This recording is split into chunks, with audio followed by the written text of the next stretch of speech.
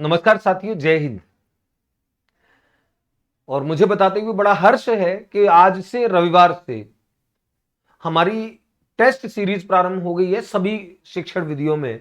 और प्रत्येक रविवार को आपको नियमित तौर से शिक्षण विधियों के बहुत अच्छे प्रश्नों का एक टेस्ट 20 प्रश्नों का पूरे सेकंड ग्रेड के पैटर्न पर मेरे द्वारा डाला जाएगा। लेकिन सबसे अच्छी बात उसमें यह है कि उन 20 प्रश्नों के टेस्ट का वीडियो सॉल्यूशन प्रत्येक प्रश्न की व्याख्या के साथ आपकी एप्लीकेशन में उसी दिन रात को अपलोड किया जाएगा, जैसे कि मैं अभी करने वाला हूं। ये जो मैं वीडियो सॉल्यूशन बना रहा हूं प्रथम टेस्ट का, तो विद्यार्थियों ये एक श्रृंखला प्रारंभ हुई है। अब हमारा बड़ा सिस्टमेटिक तरीके से काम हो चुका है। हम लोग जो सिलेबस है, सिलेबस पे आधारित जो कंटेंट है, उस कंटेंट को हम लोग नियमित तौर पर सिलेबस के अकॉर्डिंग एक एक बिंदुवार हम लोग पढ़ रहे हैं। उसे पढ़ने के बाद उस पर आधारित अच्छे अभ्यास प्रश्न कर रहे हैं और प्रत्येक सप्ताह हम नियमित टेस्ट दे रहे हैं। इससे हमारा शिक्षण और अभ्यास दोनों हमारा साथ साथ चलता रहेगा। हमको एक फीडबैक मिलता रहेगा कि हम कितना सीखते जा रहे हैं। और दोनों प्रकार के प्रश्नों में अंतर समझिए। अभ्यास प्रश्न जो है वो बेस्ड होंगे उसी यूनिट पर, उसी कंटेंट पर जो मैंने आपको पढ़ाया है। वो अभ्यास प्रश्न वो प्रत्येक यूनिट के एंड में होंगे, ये तो नियमित है। और ये जो प्रत्येक सप्ताह, ये साप्ताहिक है, ये प्रत्येक सप्ताह होगा। तो मुझे बड़ा अच्छा लग रहा है कि आपके साथ काम व्यवस्थित क्रमबद्ध होता जा रहा है। चूंकि एप्लीकेशन नया था तो मैं कई सारी चीजों को सीखने में मैं भी लगा हुआ था, अभी भी लगा हुआ हूं कुछ चीजों को। तो थोड़ा थोड़ा करके सब कुछ व्यवस्थित होता जा रहा है और निश्चित तौर पर मैं आपके लिए अच्छी से अच्छी बेहतर योजना बनाने का लगातार लगातार प्रयास करता हूं। तो शिक्षण विधियों में हमारा जो एक टारगेट है, टारगेट 40, वो टारगेट 40 अंक पूरे प्राप्त करने का, वो हमारा टूटना नहीं चाहिए। और मैंने इस बात को दोहरा दिया है कई बार, आज फिर दोहरा रहा हूं कि 300 अंक का जो आपका ऑप्शनल पेपर होगा, सेकंड पेपर, उस सेकंड पेपर में बाकी का 260 अंक का, 40 की शिक्षण विधियां है, बाकी का 260 अंक का आपका जो कंटेंट है 12th लेवल का, ग्रेजुएशन लेवल का, वहां 40 अंक वहां से खींचने में आपको पसीने आ जाएंगे। ये 40 अंक शिक्षण विधियों के आप थोड़ा सा मेरे साथ कदम से कदम मिला करके चलेंगे, ये आपके ठोस, पक्के और पुख्ता और ढोल बजा करके आएंगे। तो ये 40 अंक आपके सिलेक्शन में कितने ज्यादा सहायक होने वाले हैं, ये बात आपको धीरे धीरे समझ में आने लगेगी। इस बात को मैं बोल रहा हूं। तो चलिए विद्यार्थियों, आज मैं जो आपके सामने उपस्थित हूं, मैं अभी जो आपके साथ काम कराने जा रहा हूं, आपको पता है कि मैं आपके बीच लेकर के आया हूं वीडियो सॉल्यूशन। वीडियो सॉल्यूशन, और वीडियो सॉल्यूशन किसका है? ये वीडियो सॉल्यूशन है हमारा टेस्ट सीरीज 1। और आपकी शिक्षण विधियों के कोर्स में आपको सब कंटेंट पे आधारित अभ्यास प्रश्न, पीडीएफ, और अब ये टेस्ट और टेस्ट का वीडियो सॉल्यूशन सब क्रमशः मैं आपको उपलब्ध कराता जा रहा हूं। निश्चित तौर पर जब जब भी बच्चे इसको परचेज कर रहे होंगे, जब भी बच्चों ने इसमें कोर्स में एंटर होंगे, उनको वो सब कुछ मिलेगा। मैं ऐसे सभी बच्चों को जो लगातार अपने टारगेट को, लक्ष्य को लेकर के बहुत ज्यादा चिंतित हैं, प्रयासरत हैं, उन सभी के साथ कदम से कदम मिला करके मैंने चलना शुरू कर दिया है। और अंतिम घड़ी तक, परीक्षा तक मैं आपके साथ दृढ़ता से बना रहूंगा। तो विद्यार्थियों, मैं प्रारंभ करता हूं टेस्ट सीरीज। प्रत्येक प्रश्न को आप व्याख्या के साथ समझिए, अच्छे से समझिए। तो चलिए, पहला प्रश्न हमारा ये रहा आपके कंप्यूटर स्क्रीन पर। और पहला प्रश्न है हमारा, बहुत अच्छे से देखना है, पाइथागोरस प्रमेय किस भारतीय गणितज्ञ ने पूर्व में ही ज्ञात कर ली थी? आपको पता है पाइथागोरस प्रमेय की जब हम बात करते हैं तो मैं बात करता हूं समकोण त्रिभुज की, उस प्रमेय की जो समकोण त्रिभुज के लिए लागू होती है, जहां कहा गया कि सबसे बड़ी भुजा का वर्ग, सबसे बड़ी भुजा कौन सी होती है? कर्ण। और कर्ण ही सबसे बड़ी भुजा क्यों होती है? क्योंकि समकोण त्रिभुज में सबसे बड़ा कोण 90 डिग्री का होता है। और ये नियम है रेखा गणित का कि सबसे बड़े कोण के सामने की भुजा स्वतः सबसे बड़ी होगी। तो समकोण त्रिभुज में जो सबसे बड़ी भुजा का वर्ग होता है वो शेष दोनों भुजाओं के वर्गों के योग के बराबर होता है। तो सबसे बड़ी भुजा का वर्ग यानी कि कर्ण का वर्ग बराबर शेष दोनों भुजाओं यानी कि आधार का वर्ग प्लस लंब का वर्ग, ये पाइथागोरस ने दी। जैसे हम पाइथागोरस थ्योरम के नाम से जानते हैं। लेकिन ये जो थ्योरम थी, ये हमारे भारतीय गणितज्ञ जो हमारी संस्कृति में है, ये बहुत पहले ये नियम दिया जा चुका था। कौन से गणितज्ञ थे? और वो गणितज्ञ का नाम था बोधायन। और बोधायन ये आपको बहुत अच्छे से ध्यान रखना है। आपको याद है कुछ समय सिलेबस में यही प्रमेय बोधायन प्रमेय के नाम से सिलेबस में डाली गई, जहां हम अपने भारतीय गणितज्ञों को मान देते हैं, उनकी किसी खोज को, रिसर्च को कहीं छिपा लिया गया विदेशियों द्वारा, तो हमारे यहाँ ये जो सिद्धांत था पाइथागोरस वाला, ये पहले से विदित था, और वो विदित जो थे ऋषि जो थे वो बोधायन ऋषि थे। चलिए, तो बहुत अच्छा प्रश्न है, ये ध्यान रखेंगे आप। आया हुआ प्रश्न नेक्स्ट, निम्न में से कौन सा गुण गणितीय विश्लेषण विधि का नहीं है? मैं बात कर रहा हूं विश्लेषण विधि का नहीं है, तो कौन सा गुण विश्लेषण विधि का नहीं है? मैं थोड़ा डार्क कर लेता हूं इसे एक दो। तो विश्लेषण विधि आपको पता है, विश्लेषण विधि जो होती है वो बालकों की मानसिक शक्तियों का, तर्क शक्ति का, चिंतन शक्ति का प्रयोग करते हुए किसी समस्या के समाधान तक पहुंचने का मार्ग होती है, उसको छोटे छोटे पदों में बांट करके। ये विश्लेषण विधि जब हम पढ़ेंगे तो वहां पे आप इसको देखोगे तो विश्लेषण विधि के वहां गुण दोष देखेंगे। चूंकि हमारी टेस्ट सीरीज संपूर्ण सिलेबस पर आधारित है, अभी ये टॉपिक पढ़ा नहीं है, आगे चल के ये आपकी वीडियो में आएगा, लेकिन टेस्ट सीरीज को मैं पूरे संपूर्ण सिलेबस पर आधारित 20 प्रश्नों का, चूंकि आपके 20 प्रश्न आपकी परीक्षा में आने हैं, तो 20 प्रश्नों का और संपूर्ण सिलेबस को शामिल करके मैंने टेस्ट बनाए हैं, ये आपको बहुत ज्यादा काम आएंगे। तो विश्लेषण विधि का कौन सा नहीं होता है? छात्र में अन्वेषण करने की क्षमता का उत्पन्न होना, ध्यान रखो, छात्र की बौद्धिक शक्तियों का विकास होना, ये ढोल बजा करके होता है, ये ढोल बजा करके होता है। चिंतन को प्रोत्साहित करना, ये ढोल बजा करके होता है। ये तीनों के तीनों विश्लेषण विधि के गुण होते हैं, इनमें से कोई नहीं, यानी कि ऐसा कोई नहीं है जो विश्लेषण विधि का ना हो। तो करेक्ट आंसर होगा कौन सा गुण विश्लेषण विधि का नहीं है? तो ये भी है, ये भी है, ये भी है, इसका मतलब इनमें से कोई उत्तर सही नहीं है, ये करेक्ट आंसर होगा। चलिए नेक्स्ट, तीसरा प्रश्न, रेखा गणित शिक्षण हेतु सर्वाधिक उपयोगी शिक्षण विधि है। और आपको पता है कि गणित की अलग अलग शाखाएं जो होती है, अलग अलग शाखाओं के लिए हम जैसे आगमन, निगमन, विश्लेषण, संश्लेषण और प्रयोगशाला, इन सारी विधियों के पृथक पृथक जगह प्रयोग की बात करते हैं, चूंकि डिपेंड करता है कंटेंट की प्रकृति क्या है। तो जो विषय वस्तु है उसकी प्रकृति होगी, अकॉर्डिंगली हमारी शिक्षण विधि का चयन होगा। तो रेखा गणित शिक्षण जो होता है उसके लिए आगमन निगमन नहीं, आगमन निगमन का अधिकांश जो प्रयोग किया जाता है वो अंक गणित में किया जाता है। विश्लेषण, संश्लेषण, प्रयोगशाला, प्रायोजना विधि सबसे बेस्ट विधि होती है विश्लेषण संश्लेषण। रेखा गणित में विश्लेषण संश्लेषण विधि का सबसे ज्यादा प्रयोग किया जाता है। रेखा गणित की जो प्रमेय होती है उनको सिद्ध करना हो, वहां विश्लेषण संश्लेषण का प्रयोग होता है। ज्यामितीय आकृतियों के परिमाप, क्षेत्रफल, पृष्ठीय क्षेत्रफल, आयतन ज्ञात करने हो, तो वहां पर हम विश्लेषण संश्लेषण विधियों से चलते हैं। तो श्रेष्ठ प्रश्न होगा, श्रेष्ठ विकल्प होगा रेखा गणित शिक्षण के लिए विश्लेषण संश्लेषण। प्रयोगशाला विधि में हम प्रायोगिक तौर पर सैद्धांतिक ज्ञान की पुष्टि करते हैं आगमनात्मक सूत्रों के द्वारा, और आगमन निगमन जो होता है वो आपके अंक गणित शिक्षण में बहुत ज्यादा प्रयोग होता है। चलिए, तो करेक्ट आंसर नेक्स्ट, आगमन विधि किसका मार्ग होता है? ये अच्छा प्रश्न है, आया हुआ प्रश्न है कई परीक्षा में। आगमन विधि किसका मार्ग है? खोज का, अनुसरण का? अनुसरण का तो बिल्कुल नहीं होता है, अनुसरण का मार्ग होता है निगमन विधि, क्योंकि निगमन विधि केवल शिक्षक को फॉलो करना, अनुसरण करने का मार्ग होता है। तो अनुसंधान का नहीं होता है, अनुसंधान आगमन, ध्यान रखिए अनुसंधान में आगमन निहित तो होता है, लेकिन आगमन विधि को तीव्रता का नहीं होता, आगमन विधि स्लो चलने वाली विधि है। श्रेष्ठ विकल्प है आगमन विधि खोज का मार्ग होती है, खोज का, अन्वेषण का।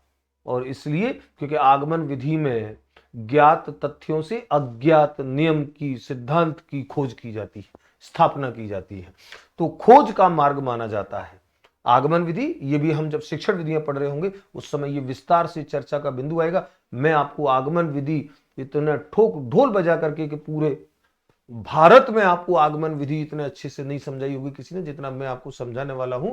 आप चिंता मत करिए, सारी विधियों को बहुत श्रेष्ठ तरीके से समझाऊंगा।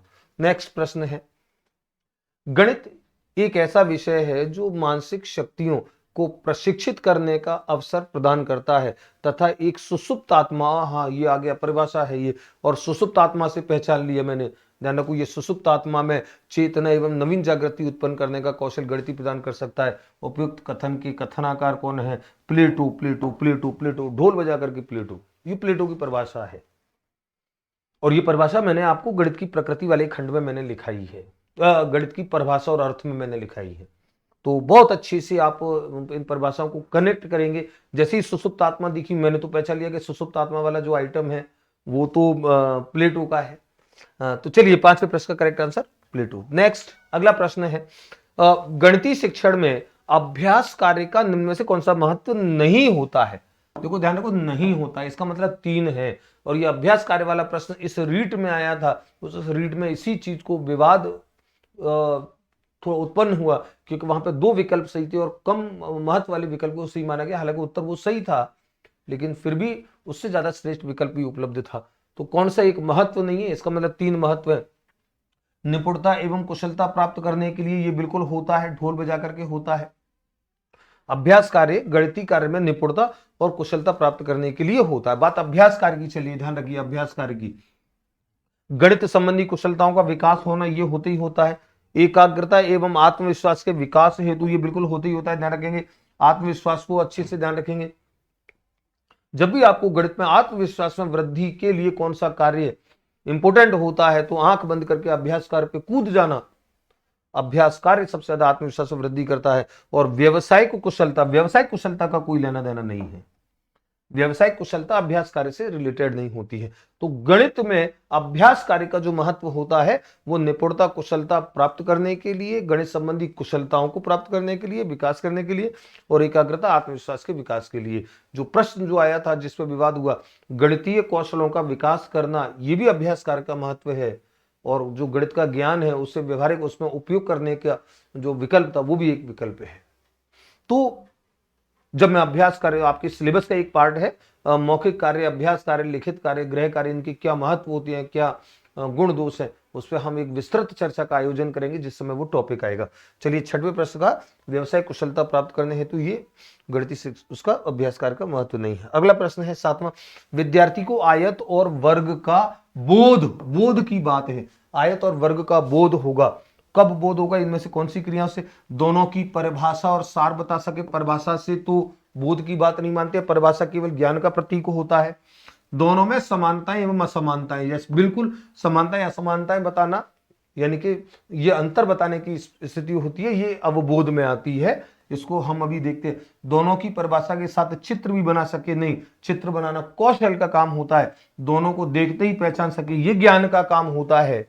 ये अवबोधात्मक सूचक है। समानता या समानताएं बताना, अंतर बताना, तुलना करना, संबंध स्थापित करना, ये सारे के सारे अवबोध के अंतर्गत आते हैं, बोध के अंतर्गत आते हैं, कॉम्प्रिहेंशन के अंतर्गत आते हैं। तो चलिए 7वें प्रश्न का करेक्ट आंसर बी। नेक्स्ट, गणित की आरंभिक कार्यावस्था को क्या कहते हैं? ये लिटरली एक तथ्य है कि गणित की आरंभिक कार्यावस्था, प्रारंभिक सीढ़ी जो होती है वो मौखिक गणित होती है। ये ध्यान रखने योग्य कार्य है, ध्यान रखने योग्य तथ्य है। मानसिक कार्य, लिखित गणित, प्रायोगिक गणित नहीं। प्रारंभिक सीढ़ी जो कहा जाता है, गणित की प्रारंभिक सीढ़ी, गणित की प्रारंभिक कार्यावस्था, वो मौखिक गणित होता है। इसको बहुत अच्छे से ध्यान से समझ लें। तो चलिए विद्यार्थियों, ये आपको, ये सारे प्रश्न आपके दिमाग में कुछ नवीनता का संचार करेंगे, तथ्यों को कुछ नवीन तरीके से प्रस्तुत करने का कार्य करेंगे। मेरी व्याख्याएं आपको कहीं ज्यादा सोचने के लिए मजबूर करेंगी और आप कुछ समस्याओं के समाधान के लिए स्वयं को तैयार कर पाओगे। ये मेरा सबसे बड़ा उद्देश्य होता है कि आपको एक प्रश्न हल करना नहीं आना चाहिए, आपको उस जैसे बनने वाले सारे प्रश्नों में आपकी समझ का विकास हो, ये सबसे ज्यादा जरूरी है। तो चलिए 8वां प्रश्न, 9वां प्रश्न है विद्यार्थी, गणित किट निर्माण करने वाली, ये सेकंड ग्रेड में आया हुआ प्रश्न है और इसका बच्चों को पता है। गणित किट निर्माण करने वाली संस्था का क्या नाम है? राष्ट्रीय शैक्षिक अनुसंधान प्रशिक्षण परिषद, यानी कि एनसीईआरटी की बात कर रहा है। नहीं, एनसीईआरटी नहीं करती है, राजस्थान के संबंध में हम बात करते हैं। राजस्थान राज्य शैक्षिक अनुसंधान एवं प्रशिक्षण संस्थान, यानी कि SIERT। जबकि अब इसको कर दिया है, अब इसका जो नाम कर दिया है, ये बच्चों को पता है बहुत अच्छे से कि SIERT का नाम अब SCERT उदयपुर कर दिया है। This is state council of educational research and training. State council, परिषद, राज्य परिषद। तो राजस्थान राज्य शैक्षिक अनुसंधान एवं प्रशिक्षण परिषद उदयपुर, ये गणित किट का निर्माण करती है, विज्ञान किट का निर्माण करती है। प्रारंभिक स्तर के विद्यालयों को भेजा जाता है जहां बच्चे उस किट के माध्यम से गणित के, विज्ञान की संप्रत्ययों को मूर्त रूप में समझते हैं। तो ये प्रश्न आए, वो प्रश्न है, ध्यान रखेंगे। गणित किट का SCERT से संबंध है।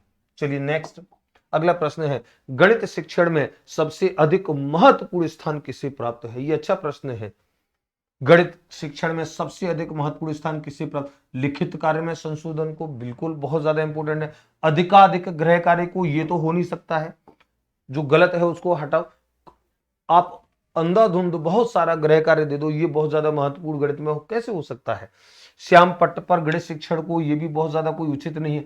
सामूहिक अभ्यास को नहीं, सबसे ज्यादा जो महत्व होता है इनमें से, बहुत ज्यादा महत्व के कार्य और भी है, लेकिन इनमें से सबसे ज्यादा जो महत्वपूर्ण काम होगा वो लिखित कार्य में संशोधन को, क्योंकि बच्चा गणित में अभिव्यक्ति करेगा, गणितीय कार्य की अभिव्यक्ति करेगा, लिख करके वहां आपको संशोधन करना है।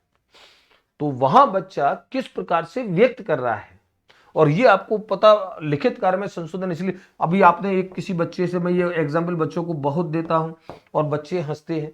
अगर आपने मान लीजिए बच्चों से एक प्रश्न दिया है बोर्ड पर कि बच्चों 19/95 95 का सरल मान क्या होगा, और बच्चे ने आंसर दे दिया कि सर 1/5, तो आप जब केवल सुन रहे हैं कि हाँ 1/5, आप वहीं से बोलते हैं कि शाबाश 1/5 बिल्कुल करेक्ट आंसर, बहुत होशियार है तू। लेकिन आपने जब उसकी कॉपी को मंगाया कि देखूं कि उसने कैसे हल किया है, तो आप उसकी कॉपी को देख करके आश्चर्यचकित रह गए, क्योंकि उसने 19/95 का सरल मान 1/5 है, वो उसने 9 से 9 काट करके बताया है, और 9 से 9 काट करके बताया उसने 1/5। अब आपने देखा तो आपने अपना माथा पीट लिया, 2-4 थप्पड़ उस बच्चे को लगाए कि ये कौन सा इंटरनेशनल तरीका तुमने निकाल लिया, ऐसे हल होता है क्या? अब उसका उत्तर सही है। तो लिखित कार्य जो होता है उसमें संशोधन जो करना, ये गणित में सबसे ज्यादा इंपॉर्टेंट होता है। चलिए 10वें प्रश्न का नेक्स्ट, किसी खेत का क्षेत्रफल ज्ञात करने के लिए सर्वाधिक उपयोगी गणित शिक्षण विधि कौन सी है? और ये ध्यान रखेंगे, ज्यामितीय आकृतियां जो होती हैं, ज्यामितीय आकृतियां, क्योंकि खेत के क्षेत्रफल की हम बात करते हैं तो आयताकार खेत होगा या वर्गाकार होगा या चतुर्भुज के आकार का होगा, तो कौन सी है? संश्लेषण, आगमन, विश्लेषण। बहुत अच्छे से दिमाग में बिठा लीजिए, किसी भी आकृति का नाम दे दिया जाए, खेत हो, दुकान हो, कुछ भी हो, वृत्ताकार हो, वृत्ताकार मैदान हो, कुछ भी हो, ऐसी सबके लिए विश्लेषण विधि जो होती है वो श्रेष्ठ मानी जाती है। और ये हम जब विधियां पढ़ रहे होंगे वहां पे विस्तार से इन पे बहुत अच्छे से चर्चा कर रहे होंगे। तो विश्लेषण विधि किसी खेत के क्षेत्रफल को ज्ञात करने के लिए श्रेष्ठ विधि मानी जाती है। अगला प्रश्न है, गणित शिक्षण सेक्सटेंट। सेक्सटेंट होता है कोण मापी यंत्र।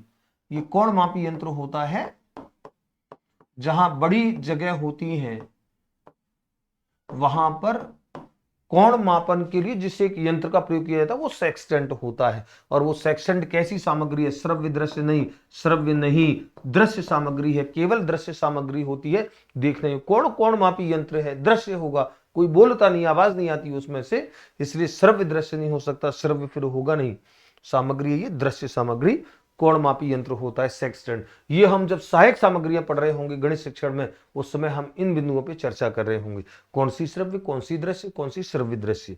अगला प्रश्न है 13वां प्रश्न, बेलनाकार आकृति का पृष्ठीय क्षेत्रफल ज्ञात करने के लिए सर्वश्रेष्ठ, और ये आपको मैंने अभी बोल दिया था, ठोस आकृतियां हो, ज्यामितीय आकृतियां हो, कौन सी विधि सर्वश्रेष्ठ है? आगमन, निगमन, सूत्र, निगमन, विश्लेषण, संश्लेषण सबसे श्रेष्ठ विधि है। तो ज्यामितीय आकृतियां, ठोस ज्यामितीय आकृतियां आ जाए, प्लेन ज्योमेट्रिकल फिगर आ जाए, वहां पे आपको विश्लेषण संश्लेषण आपको करना है। तो बेलनाकार आकृति के जब आप पृष्ठीय क्षेत्रफल ज्ञात करोगे तो पृष्ठीय क्षेत्रफल में आपको वहां पे सबसे ज्यादा जो बेस्ट जो आपको 2πr/h+r लगेंगे, तो विश्लेषण के माध्यम से आप चलेंगे। क्या दिया है, कैसे हमको ज्ञात जो तथ्य है उनके प्रयोग तक पहुंचना है, तो विश्लेषण संश्लेषण विधि ऐसी समस्त रेखा गणितीय आकृतियों, चाहे वो ठोस हो चाहे वो प्लेन हो, सबके लिए बेस्ट मानी जाती है। 13वें प्रश्न का करेक्ट आंसर। नेक्स्ट है, गणित में मौखिक कार्य का सर्वाधिक क्या लाभ होता है? मौखिक कार्य का मानसिक विकास में सहायक बिल्कुल होता है। मूल्यांकन कार्य आसान नहीं, ये गलत है। मूल्यांकन कार्य आसान हो जाए इसलिए नहीं मौखिक कार्य किया जाता। विद्यार्थी की शर्म दूर करना नहीं, ये बात नहीं है। अभ्यास पुस्तिकाओं की बचत करना, ये तो बिल्कुल ही नहीं है, ये तो बिल्कुल ही नकारात्मक प्रकार का।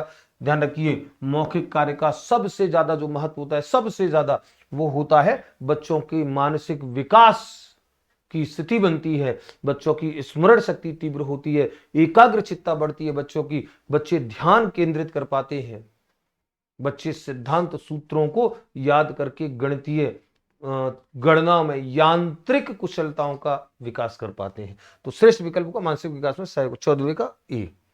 नेक्स्ट है, अगला प्रश्न है, गणित में मानसिक कार्य किससे संबंधित होता है? मानसिक कार्य गणित के व्यवहारिक पक्ष से, गणित के क्रियात्मक पक्ष से, गणित के सिद्धांत पक्ष से, उपयुक्त सभी। ध्यान रखिए, बात केवल मानसिक कार्य की है।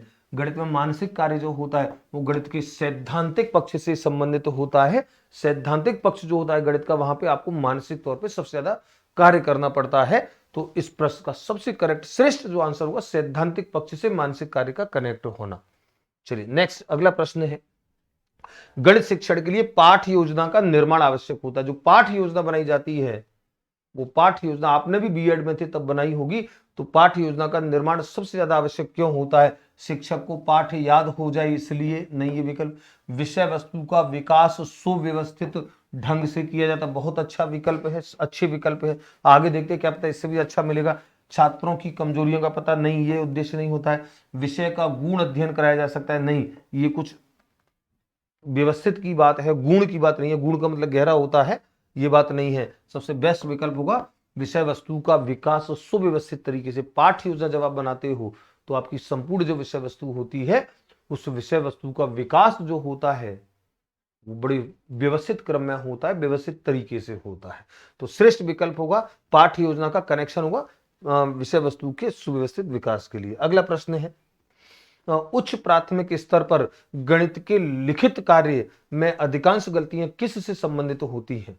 तो बड़ा अच्छा प्रश्न है। देखिए, उच्च प्राथमिक स्तर पर गणित के लिखित कार्य में सबसे ज्यादा मूलभूत क्रियाओं से, दशमलव बिंदु से, एक एक नियम से, इनमें से सभी। ध्यान रखो, ये अच्छी से दिमाग में पकड़ के रख लो। उच्च प्राथमिक स्तर पर बच्चा सबसे ज्यादा जो गलतियां करता है वो मूलभूत क्रियाओं से संबंधित करता है। जो बेसिक ऑपरेशंस हैं, जोड़ घटाओ गुणा भाग, ये जो सारी क्रियाएं हैं, मूलभूत संक्रियाएं जिन्हें हम बोलते हैं, उससे संबंधित गलतियां सबसे ज्यादा करता है। हालांकि कुछ गलतियां ये भी करता है, लेकिन हमने इन सबको समाहित, ध्यान रखो, मूलभूत क्रियाएं सबसे श्रेष्ठ विकल्प है, ये सब समाहित है उसमें।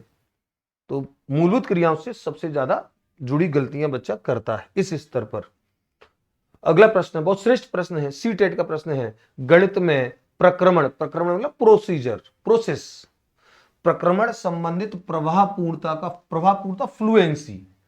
तो प्रोसेस में बच्चा फ्लुएंट है। गणित प्रक्रमण संबंधी प्रभावपूर्णता का अर्थ है कि नियमों, सूत्रों और कलन विधियों का ज्ञान होना। जो परिशुद्धता यानी कि एक्यूरेसी, लचीलेपन यानी कि फ्लेक्सिबिलिटी, और निपुणता यानी कि एफिशिएंसी के साथ उनका क्रियान्वयन करना, यह लचीलेपन का आशय है। प्रश्न को एक बार वापस समझ, बहुत अच्छा श्रेष्ठ प्रश्न है कि गणित में प्रक्रमण संबंधी प्रभावपूर्णता का अर्थ यह होता है एक बच्चा गणित में बहुत अच्छा बन जाए, फ्लुएंट बन जाए, तेजी से काम करने लगे, तो उसके लिए उसका मतलब होता है कि वो नियमों, सूत्रों, कलन विधियों का उसको ज्ञान हो और परिशुद्धता से, एक्यूरेसी से काम करे, फ्लेक्सिबिलिटी से काम करे और दक्षता से काम करे। तो सवाल ये कि यहाँ पे इस लचीलेपन का, फ्लेक्सिबिलिटी का अर्थ क्या है? और बहुत श्रेष्ठतम प्रश्नों में से एक प्रश्न है ये, बहुत चिंतन स्तर का। परिशुद्धता के साथ समस्याओं का समाधान करने और सभी चरणों को, ध्यान रखिए, लचीलेपन का मतलब होता है जहां एक से अधिक प्रकार की व्यवस्थाओं को एडॉप्ट किया जा सकता है, एक्सेप्ट किया जा सकता है, दैट इज फ्लेक्सिबिलिटी जो होता है। फ्लेक्सिबिलिटी जो रिजिड होकर के, कठोर होकर के एक पैटर्न पे चलना नहीं होता है, बल्कि आप उसमें कई बदलाव, चेंज, कुछ और विकल्प के साथ काम कर सकते हो, that is flexibility, that is लचीलापन। तो परिशुद्धता के साथ समस्याओं का समाधान करने, सभी चरणों को लिखने की योग्यता नहीं। और ऐसे जो कठिन स्तर के प्रश्न होते हैं, सारे प्रश्न को ध्यान से पढ़ो, सभी विकल्पों को ध्यान से पढ़ो, तब निर्णय लेना है। समान प्रकरण से विभिन्न प्रकार की समस्याओं का समाधान करने की योग्यता, समान प्रकरण से विभिन्न प्रकार की, समान निपुणता के साथ अंकगणित, ज्यामिति की समस्याओं के, ध्यान रखो, मुझे बात ढूंढनी है लचीलेपन की। लचीलापन मतलब मोर देन वन, या पहले से किसी भी तरीके से भिन्न कोई तरीका, फ्लेक्सिबिलिटी जिसे हम बोलेंगे।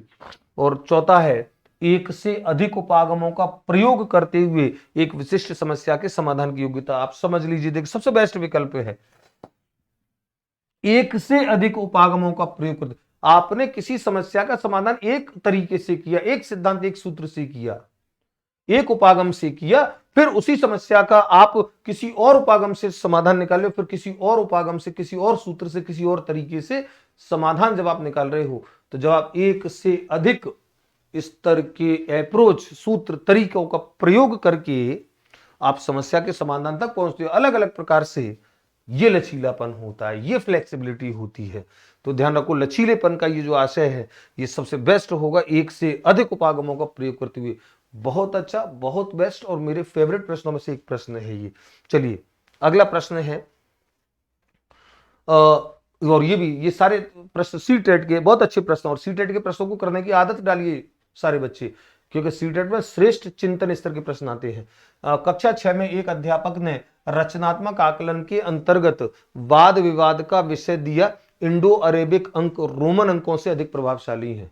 यानी कि जो इंडो अरेबिक अंक होते हैं, हिंदू अरेबिक अंक जिसे बोलते हैं, वो रोमन अंकों से ज्यादा प्रभावशाली है। ये वाद विवाद का विषय था, और ये फॉर्मेटिव असेसमेंट रचनात्मक आकलन में किया गया। तो इसका उद्देश्य क्या है, किस चीज का उद्देश्य करना है, किस चीज का मूल्यांकन करना है, इसका उद्देश्य है इस वाद विवाद का, कि जो इंडो अरेबिक अंक है वो रोमन से ज्यादा प्रभावशाली है, ये वाद विवाद का विषय। तो ये वाद विवाद करके रचनात्मक आकलन में अध्यापक किस उद्देश्य का मूल्यांकन करना चाहता है। बहुत अच्छा प्रश्न है। ज्ञान का करना चाहता है, नहीं ज्ञान का तो इसलिए नहीं होगा क्योंकि वाद विवाद में बहुत ज्यादा अंदर डेप्थ तक जाकर के बात होती है। जब आप वाद विवाद करते हैं तो आपको दूसरे की बात को काटने के लिए, उसका प्रत्युत्तर देने के लिए, काउंटर करने के लिए आपके पास तथ्यों की बहुतायत होनी चाहिए, अंदर तक जानकारी होनी चाहिए। तो ज्ञान का मूल्यांकन करना चाहती है, अवबोध का, विश्लेषण का, रचनात्मकता का। ध्यान रखिए, विश्लेषण क्षमता सबसे बेस्ट होगी, क्योंकि अवबोध भी, अवबोध समझ है, लेकिन अवबोध का पिताजी ये रहे विश्लेषण।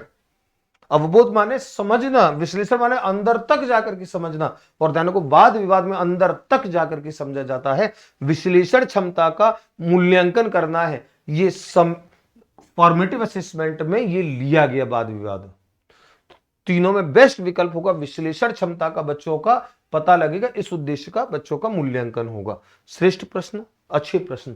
और लास्ट प्रश्न है आपके प्रथम टेस्ट का, प्रदर्शन विधि के लिए निम्न में से कौन सा एक कथन सत्य नहीं है। प्रदर्शन विधि ये भी हम जब पढ़ेंगे उस समय शिक्षण में विधियों में जब ये आएगा, मूर्त रूप से तथ्यों को समझाया जाता है, ये तो बिल्कुल ठोक बजा करके सही है।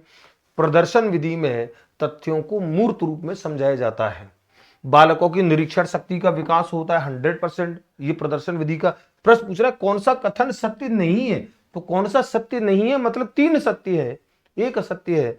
तो ये बिल्कुल सत्य है, मूर्त रूप से तथ्यों को समझाया जाता है। बालकों की निरीक्षण शक्ति का विकास होता है, करके सीखने के सिद्धांत का पालन करती है, ये गड़बड़ है। सैद्धांतिक ज्ञान का तात्कालिक पुनर्वलन होता है, ये 100% सही है। ध्यान रखिए, प्रदर्शन विधि जो आपको थियोरेटिकल आप पढ़ते हो उसका तात्कालिक पुनर्वलन तुरंत बताए। अगर मैंने कहा कि मान लीजिए कोई वस्तु, मान लीजिए मैंने ये कहा कि ये वस्तु है, ये घनाभ के आकार की है, मैंने पढ़ा रहा हूं, और पढ़ाने के बाद मैंने प्रदर्शन किया कि देखो बच्चों ये देखो घनाभ ये होता है, इसके 6 फलक होते हैं, तो आप बच्चों को आराम से प्रदर्शन विधि के माध्यम से तात्कालिक पुनर्वलन देते हो।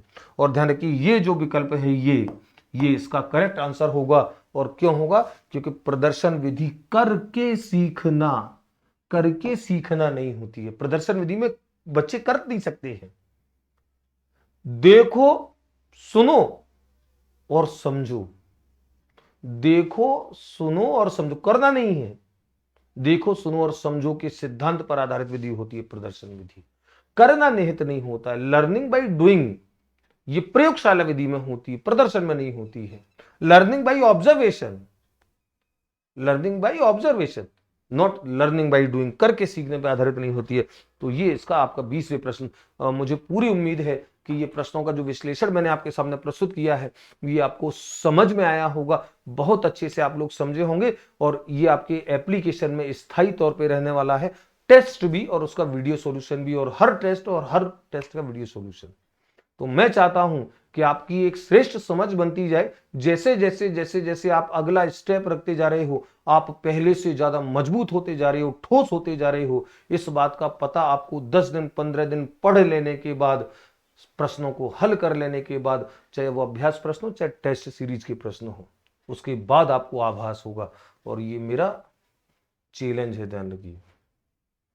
तो चलिए विद्यार्थियों, अगले टेस्ट में हम लोग मिलेंगे। अगले टेस्ट में बीच में भी मिलेंगे, बीच में तो आपको प्रतिदिन एक वीडियो अपलोड होगा शिक्षण का। जैसे ही कोई टॉपिक खत्म होगा उसका अभ्यास प्रश्नों का सेशन होगा, वो हो गई होगा। लेकिन अगले सप्ताह फिर से टेस्ट होगा और अगले सप्ताह के टेस्ट में हम लोग फिर से इसी प्रकार 20 प्रश्न संपूर्ण सिलेबस पर आधारित उसके साथ हम लोग मिलेंगे।